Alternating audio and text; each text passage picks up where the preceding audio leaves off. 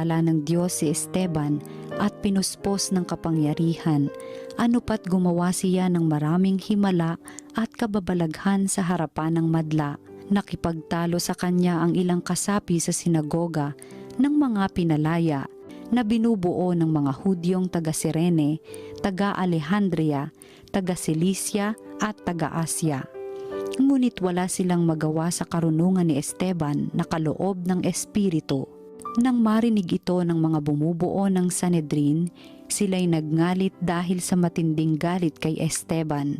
Ngunit si Esteban na puspos ng Espiritu Santo ay tumingin sa langit at nakita ang maningning na liwanag sa paligid ng Diyos at si Jesus na nasa kanyang kanan. Bukas ang kalangitan, sabi niya, at nakikita ko ang anak ng tao na nasa kanan ng Diyos. Tinakpan nila ang kanilang tainga at nagsigawan. Pagkatapos, sabay-sabay silang dumaluhong sa kanya. Kinaladkad nila si Esteban hanggang sa labas ng lungsod upang batuhin. Hinubad ng mga saksi ang kanilang mga kasuotan at iniwan sa isang binatang nagngangalang Saulo, at pinagbabato nila si Esteban na nananalangin naman ng ganito: Panginoong Jesus, tanggapin mo ang aking espiritu. Ang salita ng Diyos. Poon sa mga kamay mo, habilin ko ang buhay ko. Tanging kublihan ko ako ay ingatan, tagapagtanggol ko't aking kaligtasan, tagapagtanggol ko at aking kanlungan. Ayon sa sabi mo, ako'y patnubayan. Poon sa mga kamay mo, habilin ko ang buhay ko. Sa mga kamay mo, habilin ko'y buhay ko. Tagapagligtas kong tapat at totoo, magbubunyi ako, magsasayang tunay sa iyong pag-ibig na walang katapusan. Poon sa mga kamay mo, habilin ko ang buhay ko. Laban sa kaaway ay ipagtatanggol mo, at sa umuusig sa sinumang tao, itong iyong lingkod sana ay lingapin. Ingatan mo ako't iyong pagpalain, iligtas mo ako at iyong sagipin, tanda ng pag-ibig na di nagmamaliw. Poon sa mga kamay mo, habilin ko ang buhay ko. Ang mabuting balita ng Panginoon ayon kay San Mateo. Noong panahong iyon, sinabi ni Jesus sa kanyang mga alagad, mag-ingat kayo, sapagkat may mga taong magkakanulo sa inyo sa mga hukuman at hahagupitin nila kayo sa mga sinagoga. Dahil sa akin, ihaharap kayo sa mga gobernador at mga hari, at magpapatotoo kayo sa harapan nila at ng mga hentil. Kapag nililitis na kayo, huwag kayong mabalisa tungkol sa sasabihin ninyo o kung paano ninyo sasabihin. Pagdating ng oras, ito'y ipagkakaloob sa inyo, sapagkat hindi kayo ang magsasalita, kundi ang Espiritu ng inyong Ama ang magsasalita sa pamamagitan ninyo. Ipagkakanulo ng kapatid ang kanyang kapatid upang ipapatay. Gayon din ang gagawin ng ama sa kanyang anak. Lalabanan ng mga anak ang kanilang mga magulang at papapatay. Kapopootan kayo ng lahat dahil sa akin, ngunit ang manatiling tapat hanggang wakas ang siyang maliligtas. Ang mabuting balita ng Panginoon. Pinupuri ka namin, Panginoong Hesukristo. Magandang araw po mga ginigiliw naming taga-subaybay. Tayo po ngayon ay nasa panahon ng oktaba ng Pasko ng Pagsilang ng ating Panginoon. Huwebes ngayon, December 26, kapistahan ng unang martir na si San Esteban. At mga kapatid, mula po dito sa TV Maria, sa Salita ng Diyos, Salita ng Buhay, Merry Christmas po. Isang maligayang Pasko sa inyo at sa inyong pamilya. O, meron pa po bang mga natira dyan sa refrigerator? Meron pa po bang mga natira sa inyong ilalim ng Christmas tree regalo? Pero isa lang po ang sana wala nang natira, yung ating mga pag-aaway-away, yung ating mga alitan, galit, inggit. Sana nga yung hindi man himala ng Pasko, sabi nga, the miracle of Christmas. Totoo naman ho yun, pag magpapasko talaga, ito nga yung biro nila, bumabait, magpapasko kasi.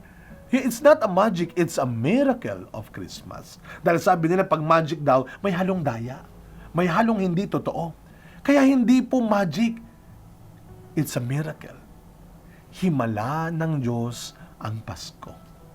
Ang Diyos ay nagkatawang tao. At ano ang binigay ng Pasko? Kabutihan ng tao. Ginising ulit ng diwa ng Pasko ang kabutihan ng tao. Na sana, wag na ho natin hayaan ulit mawala. Na sana tandaan na po natin lagi na katulad ng bago pa lang magpasko, feel natin tayo mga Pilipino, di ba? Ang pinakamaagang mag-celebrate ng Christmas. Pero huwag natin kalilimutan, pagagalitan tayo ng aking mga liturgical o mga liturgy teachers. No, kasi nagsisimula pa lang ang panahon talaga ng Kapaskuhan sa liturhiya ng ating simbahan. Yung pong katatapos lamang ay Adbyento. Kaya wag ho natin kalilimutan na ipagpatuloy natin, ibahagi, ikalat natin ang diwa ng Kapaskuhan. At isa sa mga diwa na ito ay ang diwa ng katapatan. Katulad ni San Esteban, ang unang martir, kung paano siya nanindigan, kung paano niya ipinaglaban ang katapatan niya sa kanyang pananampalataya kay Kristo.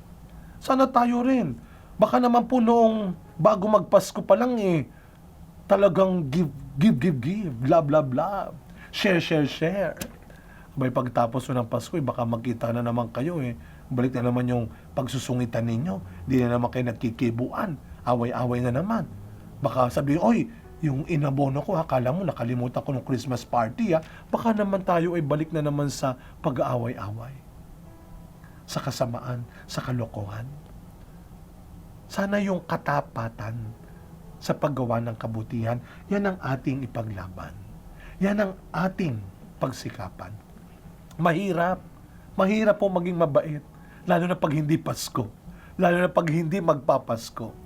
Kaya nga, ang sabi sa ating Ebanghelyo ngayon ni San Mateo, huwag kayong matakot sapagkat kung paano humarap ang mga unang Kristiyano, ang mga alagad ni Kristo, sa mga naniniil sa kanila, sa mga ayaw tumanggap sa kanila, naging matapang sila. Bakit? Sapagkat ang sabi ni Kristo, huwag kayong mag-alala.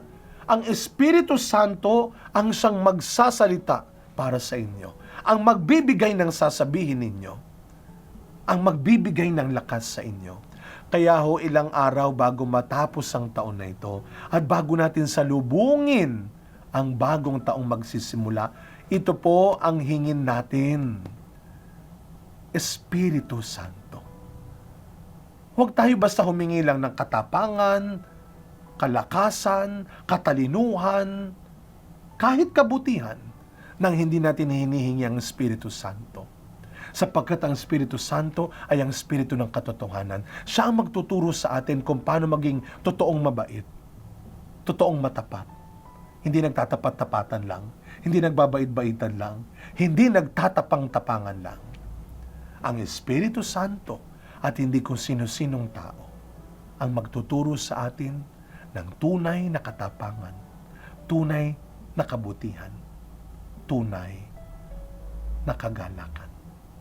Mga kapatid, sa patuloy na pagdiriwang natin ng himala at biyaya ng Pasko, sana po ngayong Jubilee year magdiriwang tayo. Sabi dito, we are pilgrims of hope. Sana'y tunay tayo maging magkakalakbay sa pag-asa.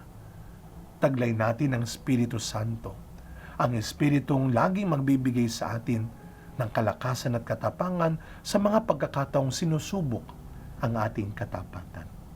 Halina, Espiritu Santo, puspusin mo ang aming buhay, ang aming bagong taong magsisimula.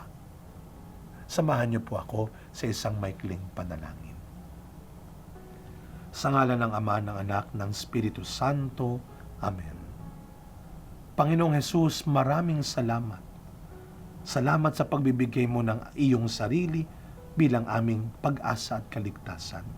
Sa patuloy namin ang pagdiriwang ng Pasko ng iyong pagsilang, hinihiling namin na sana puspusin kami ng Espiritu Santo upang ang kagalakan, ang pagmamahalan, ang pagpapatawad, ang kabutihan na ibinigay ng iyong pagsilang ay manatiling totoo sa aming buhay.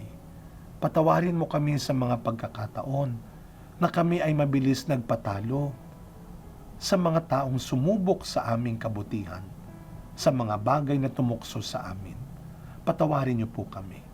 At sa pagsisimula ng isang bagong taon, kami po ay muling naniniklod at nakikiusap. Manatili ka sa amin. Ipagkaloob mo sa amin ang Espiritu Santo upang ang lahat ng aming ginagawa ng may katapatan, ng may katapangan, ay tunay naming maialay sa iyo bilang aming kaligtasan. Amen. Muli po, Merry Merry Christmas mula sa amin dito sa TV Maria.